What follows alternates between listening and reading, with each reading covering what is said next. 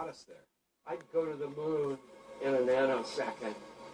The problem is we don't have the technology to do that anymore. We used to, but we destroyed that technology, and it's a painful process to build it back again. We destroyed that technology, Bart. It's a painful process to get it back, doggone it. Oh, shucks. So let's pretend, Sean, that you believe we went to the moon.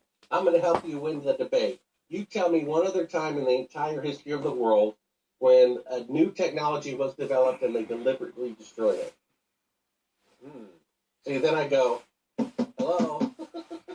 Because it's never happened. There's never been a technology that a breakthrough was made, electricity, or the telephone, or the atomic bomb, or putting a man on the moon. Oh, just that one. There's never been a time when a new technology was deliberately destroyed, except the technology to go to the moon. Because if they kept all the blueprints and all the schematics, you could prove scientifically that it was impossible. We have publications from von Braun himself. He's the guy who designed the rocket. And he said originally it would take 3 rockets, each taller than the Empire State Building, each weighing 800,000 tons to reach to the moon. And the Saturn V only weighed 2,500 tons. Yeah. It's a difference of 30,000%.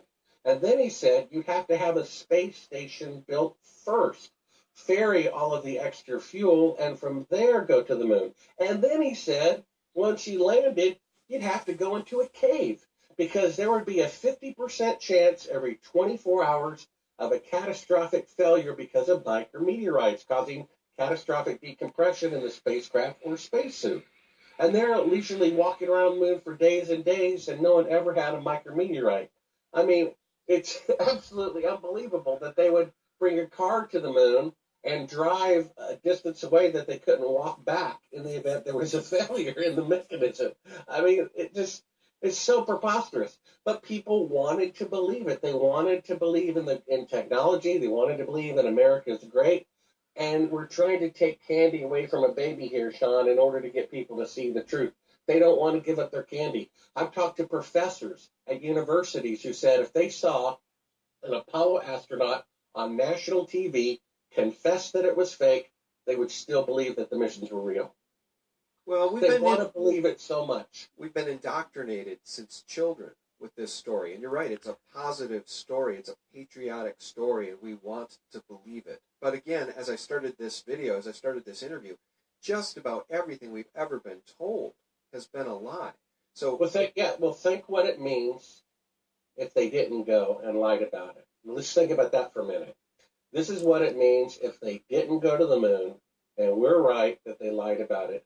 It means our country, the United States of America, that we're genuinely patriotic for, being an honest country, a moral country, that they lied about the greatest accomplishment of mankind. They held ticker tape parades for these people. They gave them Congressional Medals of Honor for lying. It means, because we know Congress and the Senate didn't vote for this, it means that the people controlling the government are not the Congress and not the Senate, that the CIA is running the country. And if they lied about the moon landings right in front of your eyes through their teeth,